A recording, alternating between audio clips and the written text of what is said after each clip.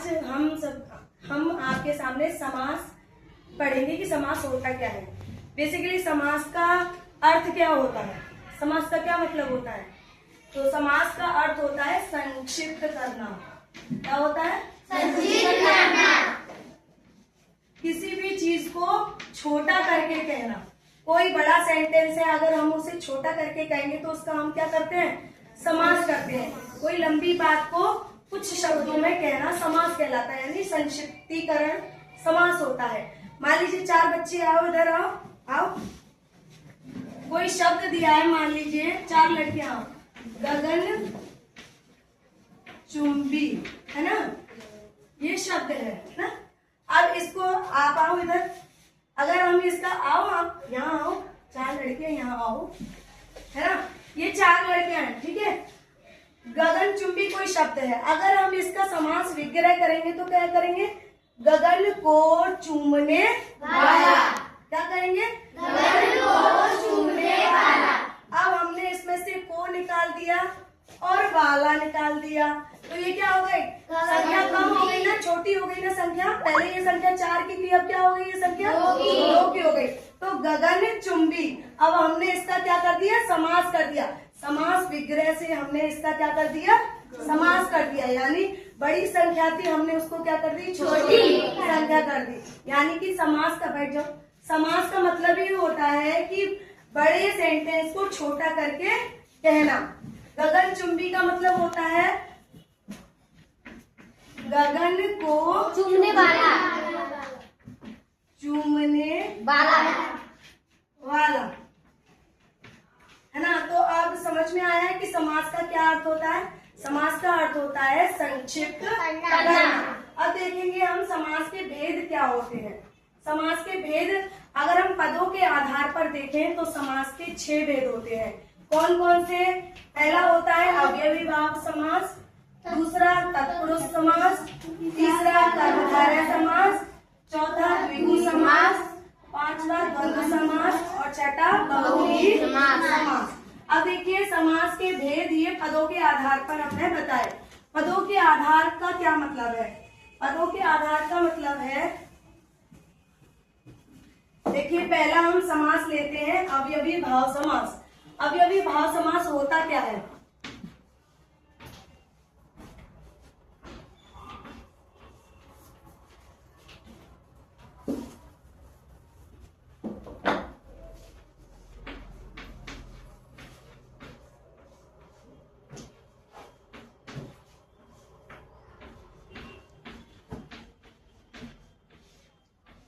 अव्ययी भाव समास।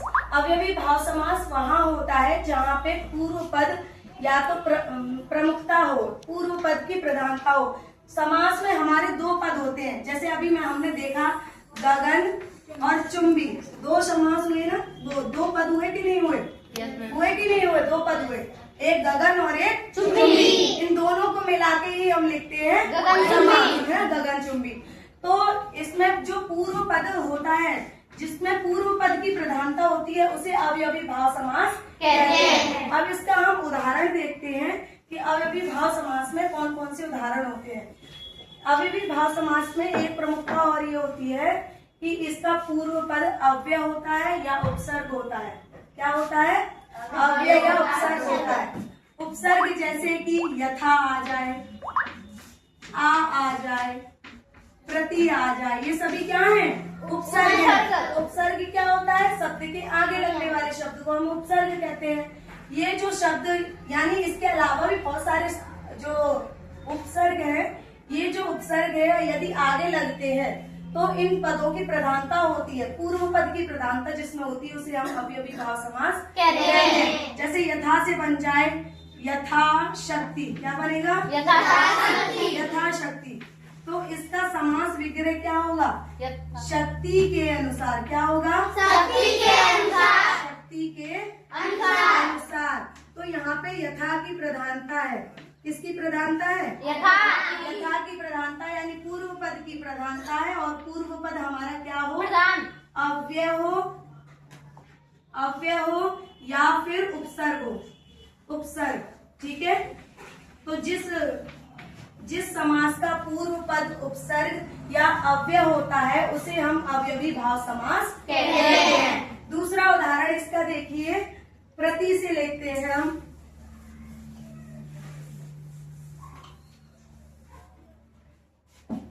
प्रति से लेते हैं प्रतिदिन, यह हमारा क्या है? समास। प्रतिदिन।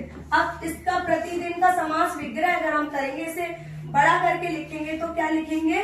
प्रतिदिन, यानी हर दिन। क्या लिखेंगे? हर दिन। हर दिन या दिन दिन, ये भी लिखते हैं। ठीक है, तो ये क्या है? हमारा अवयवी भाव समास। अब आता है हमारा दूसरा समास, तत्पुरुष समास।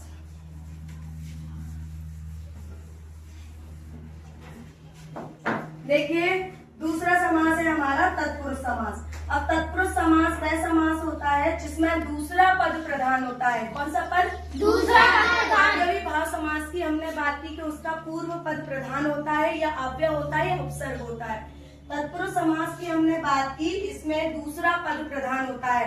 जो समास में दो पद होते हैं उसका दूसरा वाला या उत्तर पद जो होता है वो प्रधान होता है ना, और जो पूर्व पद होता है वो गौण होता है। इसमें सामासिक पद बनाते समय कारक चिन्हों का प्रयोग किया जाता है। जो विभक्ति चिन्ह या कारक चिन्ह होते हैं, कारक चिन्ह क्या होते हैं?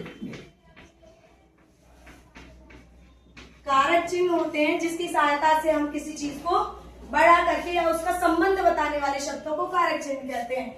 जैसे का, की, के, ना, नी, ने आदि जो शब्द होते हैं वो कारक चिन्ह होते हैं, है ना, कारक चिन्ह होते हैं। इन सभी कारक चिन्हों का जिस समास में प्रयोग किया जाता है वो होता है तत्पुरुष समास।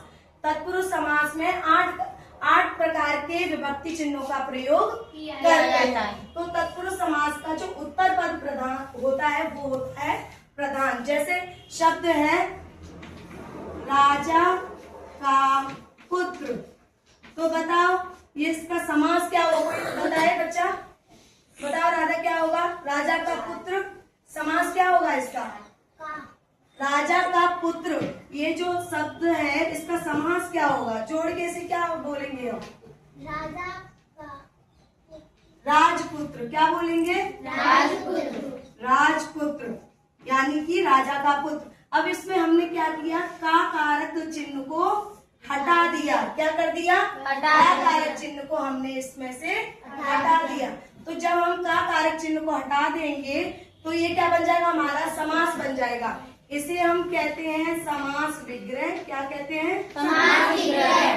विग्रह, है ना, और इसे कहेंगे समास। क्या कहेंगे? समास। तो जिस भी समास में कारक चिन्हों का प्रयोग होता है और उत्तर पद प्रधान होता है, इसमें उत्तर पद कौन सा है? पुत्र। कौन सा है उत्तर पद? पुत्र। यहाँ पे पुत्र की प्रधानता है कि वो पुत्र किसका है? राजा का पुत्र है। वो किसका पुत्र है? राजा। इसलिए यहाँ पे पुत्र की प्रधानता है, तो यहाँ पे उत्तर पद की प्रधानता है। और जहाँ पर उत्तर पद की प्रधानता होती है वहाँ पर तत्पुरुष समास होता है। जैसे देखिए दूसरा शब्द देखिए, देश के लिए भक्ति। देश के लिए भक्ति, कोई बताए इसका समास क्या होगा? खड़े होके बताए, बताओ कल्पना। देशभक्ति। देशभक्ति, तो देश के लिए भक्ति का समास क्या होगा? देशभक्ति। देश के लिए भक्ति। तो ये के लिए क्या है हमारा? ये भी हमारा कारक चिन्ह है, के लिए। अब ये के लिए को हमने क्या कर दिया? हटा दिया। के लिए को हमने हटा दिया और शब्द क्या बन गया? देशभक्ति। देशभक्ति। भक्ति। समझ में आया? तो जिस समास का उत्तर पद प्रधान होता है और कारक चिन्हों का प्रयोग किया जाता है वहां पर तत्पुरुष समास होता है। अब तीसरा देखिए, कर्मधारय समास। कर्मधारय समास क्या होता है? जिसमें उपमेय उपमान या विशेषण विशेष्य का संबंध पाया जाता है। जिसमें उपमेय उपमान का या विशेषण विशेष्य का संबंध पाया जाता है। इसमें देखिए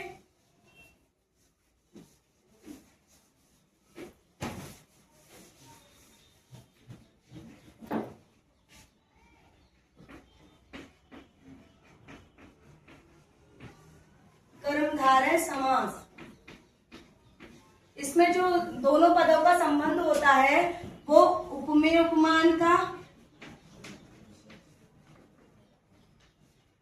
उपमेय उपमान या विशेषण विशेष से पाया जाता है। क्या होता है? विशेषण विशेष से पाया जाता है। विशेषण विशेष जिसमें होता है उसे हम क्या कहते हैं? कर्मधारय समास कहते हैं। देखिए, कर्मधारय समास वह समास है जिसमें पहला पद विशेषण और दूसरा पद विशेष्य होता है, या उपमान उपमेय का संबंध होता है, और इसमें दोनों ही पद क्या होते हैं? प्रधान होते हैं। ये दोनों ही पद क्या होते हैं? प्रधान होते हैं, पहला पद भी और दूसरा पद भी। और उपमान क्या होती है? जिससे उपमा दी जाती है उसे हम उपमान कहते हैं। और उपमेय क्या होता है? उपमेय जिसकी उपमा दी जा रही है। मान लीजिए मैं हूँ, मेरी चंद्रमा से उपमा दी जा रही है, तो मैं यहाँ पे क्या हो गई? उपमेय। उपमेय हो गई। और मेरी चंद्रमा से उपमा दी जाती है तो चंद्रमा क्या हो गया यहाँ पे? उपमान हो गया। इसी तरह मैं संज्ञा हूँ तो मैं क्या हो गई? विशेष्य हो गई। और मेरी विशेषता है कि मैं अच्छा पढ़ाती हूँ या सुंदर हूँ, तो वो क्या हो गया? मेरा विशेषण हो गया। इसी का अगर हम देखें तो शब्द है, देखिए शब्द दिया है चरण कमल। शब्द क्या है? चरण कमल। अब इसमें दोनों पद की प्रधानता है, चरणों की और कमल की। चरण की और कमल की। दोनों पद प्रधान है यहाँ पे, है ना? तो कमल चरण। अब इसमें कमल क्या है हमारी? कमल क्या है? उपमेय है, और उपमेय नहीं उपमान है। और चरण क्या है हमारा? उपमेय है। तो चरणों की कल्पना किससे की जा रही है? चरणों की कल्पना किससे दी जा रही है? कमल से दी जा रही है। तो यहाँ पे इसका समास विग्रह होगा कमल के समान चरण। चरण किसके समान है? कमल के। तो कमल यहाँ उपमेय उपमान रूप में हो गया, और कमल के समान चरण। ठीक है, तो यहाँ पे जो चरण हो गया वो हमारी उपमेय है, और कमल जो है हमारा उपमान है। तो कर्मधारय समास में विशेषण विशेष्य या उपमेय उपमान का संबंध पाया जाता है। दूसरा है द्विगु समास। द्विगु समास का चौथा पॉइंट है, द्विगु समास का पहला पद क्या होता है? संख्यावाची होता है, यानी पूर्व पद हमारा संख्यावाची होगा। किसी भी ना किसी संख्या का वो बोध कराता है, संख्या बताता है कि कोई ना कोई संख्या का उसमें प्रयोग होगा। देखिए शब्द है चौराहा। शब्द क्या है? चौराहा। चौराहा। चौराहा में ये चार क्या है? चौ का क्या मतलब है यहाँ पे? चार। चौ का मतलब है चार, है ना? और राह यानी राह, ठीक है? चौराहा। इसका समास विग्रह होगा चार राहों का समूह या समाहार। ठीक है, चार राहों का समाहार।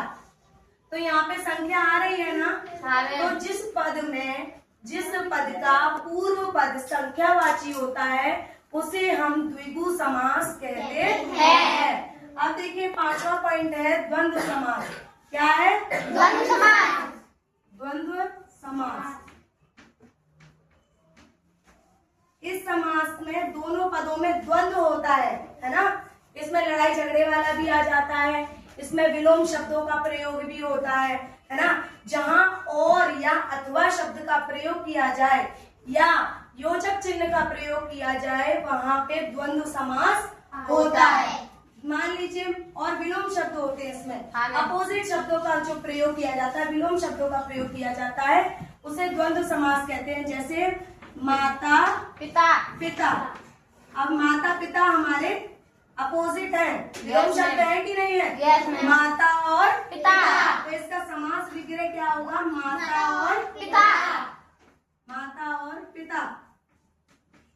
तो जिस समास में जो दोनों पद होते हैं द्वंद्व पाया जाता है या विलोम शब्द होता है या पूरक शब्दों का प्रयोग होता है, वहां पर हमारा द्वंद्व समास होता है। समझ में आया? Yes, द्वंद्व ma'am. समास कहाँ होता है? जहाँ पे जैसे दूसरा देखिए, रात दिन, रात दिन, तो इसका समास विग्रह क्या होगा? रात और दिन। तो इसका समास विग्रह होगा रात और दिन। इसमें ये बात ध्यान रखिए कि इसका पूर्व पद यानी पहला पद जो होता है वो संख्यावाची पद होता है। अब देखिए, जो छठा वेद है समास का, वो है बहुव्रीहि समास। कौन सा है? बहुव्रीहि समास।